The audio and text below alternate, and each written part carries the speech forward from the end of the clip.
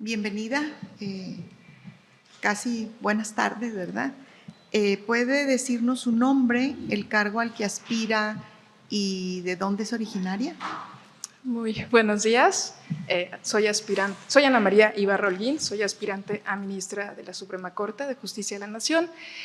Yo nací en Gómez Palacio, Durango, pero crecí en Torreón, Coahuila.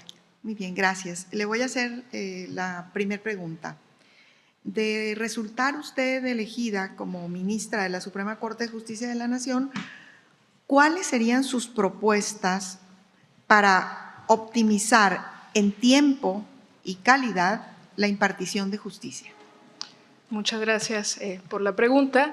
De ser favorecida con el voto ciudadano para el cargo de ministra de la Suprema Corte, creo que es una oportunidad para renovar el rostro de la justicia en México. Creo que la justicia no puede mantenerse distante de las necesidades más apremiantes de la sociedad. Y respecto a la pregunta, una justicia lenta no es justicia. El cambio, la renovación actual es una oportunidad para repensar distintos aspectos de la justicia constitucional en México. 9 ministros, 5 ministras, 4 ministros harían más ágil las resoluciones en pleno de los asuntos. Habría que revisar también los criterios de importancia y trascendencia en los amparos directos en revisión y creo que en la discusión del Tribunal Pleno podía agilizarse también, por ejemplo, la discusión de temas electorales que muchas veces son reiterativos. Anteriormente los asuntos de derechos humanos pues, se discutían en las salas.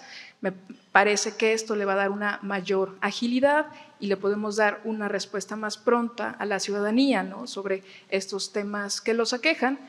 Ahora también con la regla de resolver los asuntos en 6 meses, me parece que es tiempo absolutamente suficiente para estudiar con toda la conciencia un caso. Yo como magistrada trato siempre de no tener un rezago más allá de 6 meses, es absolutamente suficiente para resolver.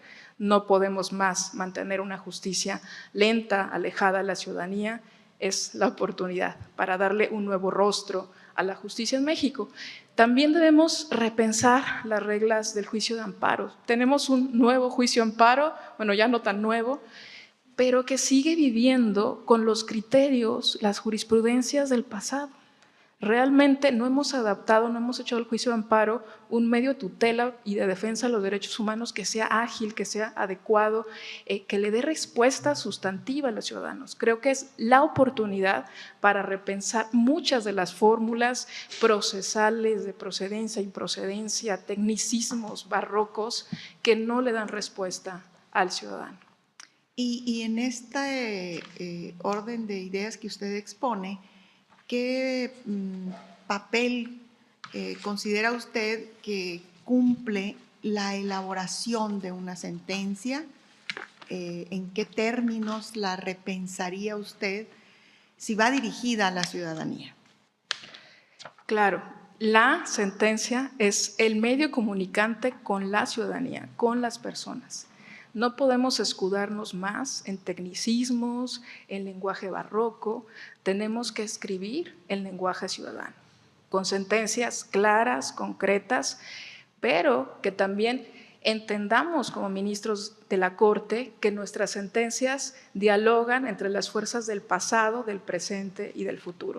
Del pasado, ¿por qué? Porque tenemos un compromiso con los precedentes, con el presente. ¿Por qué? Porque vamos a darle una solución a las partes que tenemos enfrente en conflicto, pero también nuestros criterios sirven para encauzar el cambio social.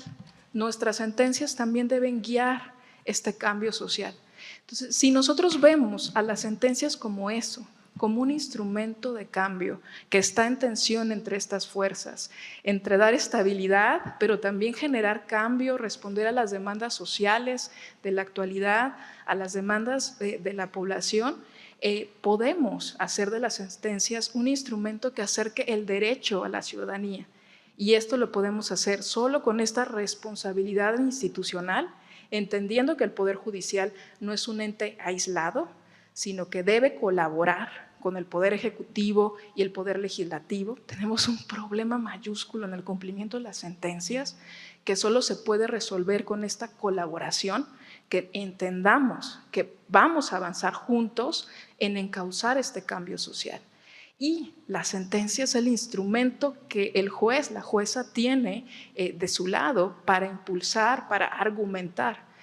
Tenemos que formarnos en las mejores teorías para dar las mejores respuestas prácticas. Yo, como secretaria proyectista de la Corte durante 10 años, tuve la oportunidad de avanzar en muchos casos de derechos humanos y estoy convencida en el poder de los argumentos y en el poder del lenguaje ciudadano, en el poder hasta pedagógico de las sentencias.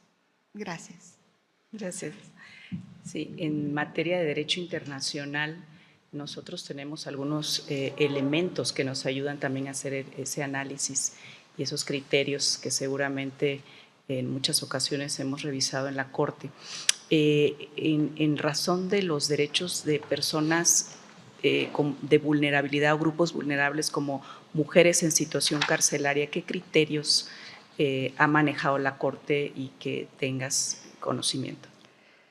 Una excelente pregunta. Tuve la oportunidad de proyectar una sentencia sobre mujeres en reclusión y cómo debe ser su separación con sus niños. Es una realidad que hay niños en las cárceles.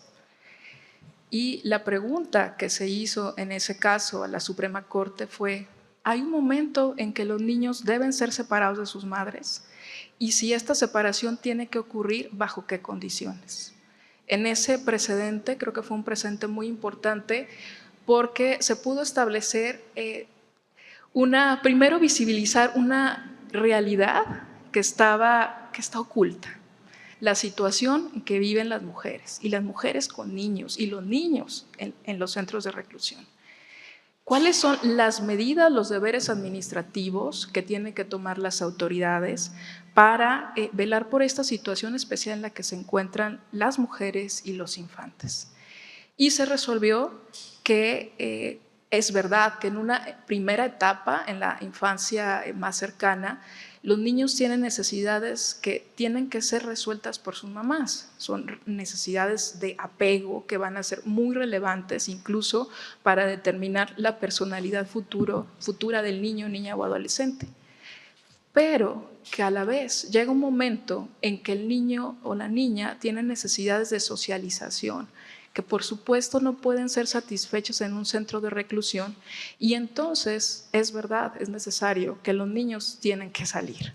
Pero ¿cómo debe ser esta salida?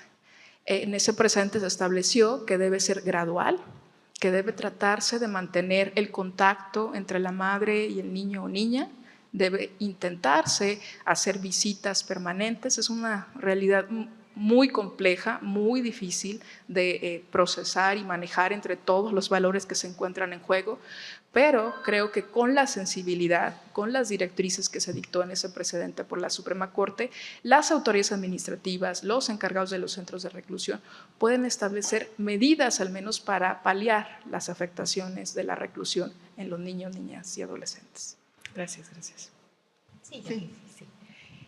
Bien, como conocedora de la perspectiva de género que eres, quisiera nos compartieras desde tu punto de vista cuáles crees que son las enseñanzas que nos deja la sentencia de la Corte Interamericana de Derechos Humanos de 2018, en donde el Estado mexicano fue declarado responsable de violación de derechos humanos a las mujeres de Atenco y frente al Estado mexicano. Muchas gracias por la pregunta. Primero, que la desigualdad es una realidad en este país, que las mujeres se encuentran en una situación de desventaja, pero que hay desventajas múltiples o que hay una discriminación interseccional. Cuando hablamos del cruce de factores de vulnerabilidad, como el ser mujer, pero el ser pobre, el ser indígena, e incluso en ocasiones, como en ese caso también, de cierta edad avanzada. ¿Cómo nos acercamos entonces a esta situación de vulnerabilidad de este grupo donde se cruzan todas estas dificultades?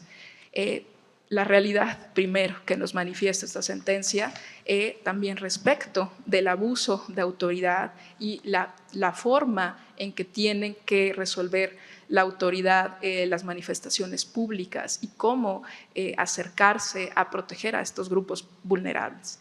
Y el acceso a la justicia, que tenemos que dejar de que la justicia sea un instrumento absolutamente lejano, sobre todo para los grupos más vulnerables, sino que el instrumento de tutela, como es el juicio de amparo, tendría que acercarse para resolver estas situaciones de vulnerabilidad. Entonces, en esta sentencia obligatoria, pues estas dos cuestiones, yo diría, en resumen. La situación o la forma en cómo podemos manejar estas vulnerabilidades interseccionales y también los estándares sobre uso de la fuerza para el manejo de situaciones de manifestaciones públicas. Le quedan 2 minutos para que manifieste lo que… ¿Un minuto? Un minuto, sí. Para que manifieste de un cierre a su entrevista. Muchas gracias por el espacio. Es momento de renovar la justicia en México, no solo de renovar a los integrantes de la máxima casa de la justicia, sino de renovarlos con una visión que busque una justicia con equidad y sentido social, que acerque el derecho de la ciudadanía. Es momento de cerrar la brecha de desconfianza con la ciudadanía y hacerlo también con responsabilidad institucional, entendiendo que el papel de la Corte es un papel de colaboración en el avance de los derechos humanos con los otros dos poderes del Estado. Es momento entonces de acercar el derecho a la gente. Muchas gracias. Vamos a comunicarnos a través de los medios que ya lo hemos hecho para darle seguimiento al proceso. Gracias.